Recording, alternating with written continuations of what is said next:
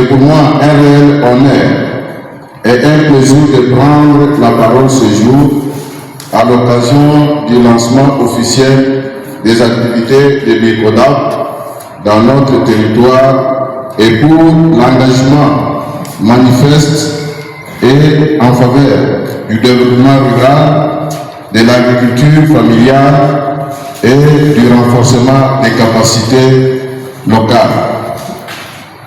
Ces activités s'alignent avec le principe directeur 1 et 2 du programme d'action du gouvernement de 2024 à 2028 de la maxime devenue populaire de son Excellence, Monsieur le Président de la République démocratique du Congo, Félix Antoine Tshisekedi Tshilombo, qui dit « le peuple d'abord ». Notre territoire, à l'instar de plusieurs autres, regorge de potentialités agricoles.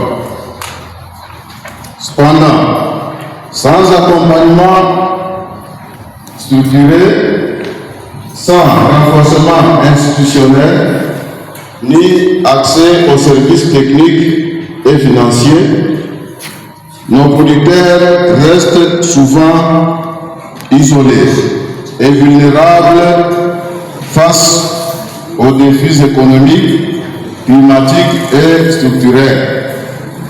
C'est donc avec espoir et détermination que nous accueillons avec bravoure ce projet qui vient soutenir les organisations paysannes et les ménages dans leur structuration, leur professionnalisation et leur accès au marché partout. L'appui de BICODAP dans la formation, l'appui conseil, la gestion des organisations paysannes et la mise en réserve et la mise en réseau plutôt des acteurs constituent un levier fondamental pour un développement agricole durable. Nous saluons également l'approche participative et inclusive adaptée qui met au centre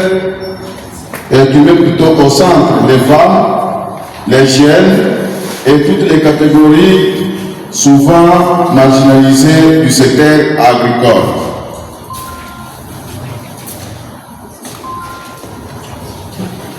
Chers membres des organisations paysannes, ce projet vous appartient.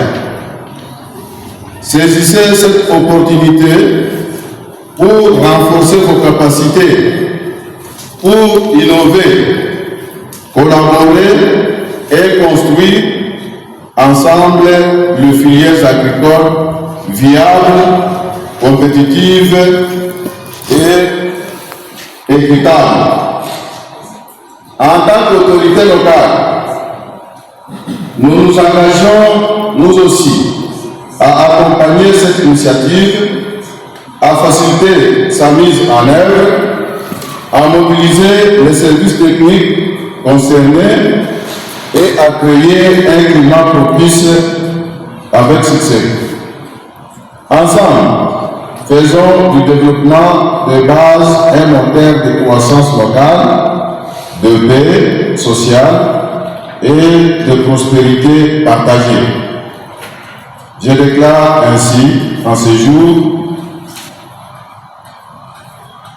officiellement ouverte des activités de BICODAP dans notre territoire de Lubao. Je dis et je vous remercie. Pourquoi, Madame l'administrateur des territoires représentée, Mesdemoiselles et Messieurs, membres du Conseil de sécurité du territoire de Lubao, Messieurs les chefs des secteurs des territoires de Lubao, Mesdames et Messieurs les participants en vos titres et qualités respectifs, en ce jour de mardi 1er juillet 2025, journée en marge de la Journée nationale de l'indépendance de notre beau pays, la RDC, j'ai l'honneur de vous accueillir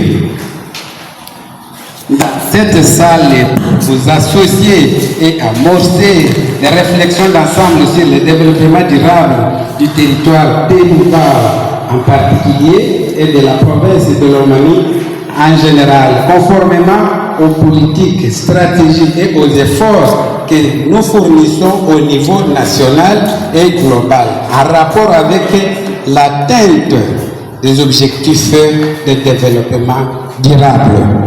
Mesdemoiselles et messieurs, la province de Lomami en général et le territoire de Lubao en particulier ont été souvent considérés comme une zone enclavée. De ce fait, plusieurs appuis financiers stratégiques et conseils lui échappent.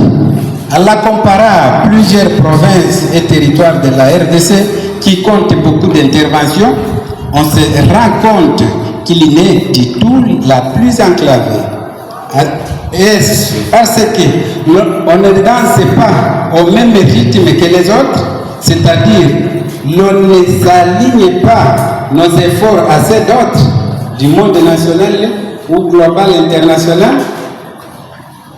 Le bureau Conseil pour le développement durable en Afrique centrale du Kodak ainsi est à nos côtés pour apporter ses conseils et nous accompagner dans ce sens. Bicodac est avec nous, animé par nos fils et filles du terroir et restera toujours avec nous afin d'assurer un appui conseil et un accompagnement de proximité de manière pérenne. Cette occasion d'atelier nous est offerte par le programme d'appui au développement rural exclusif et résilient Partir en cycle doit nous permettre de jeter les bases de réflexion sur le développement durable exclusif et résilient qui ne s'obtiendra que par la bonne gestion et exploitation durable de nos ressources naturelles. Financé par le Fonds international de développement de l'agriculture FIDA en cycle et autres bailleurs.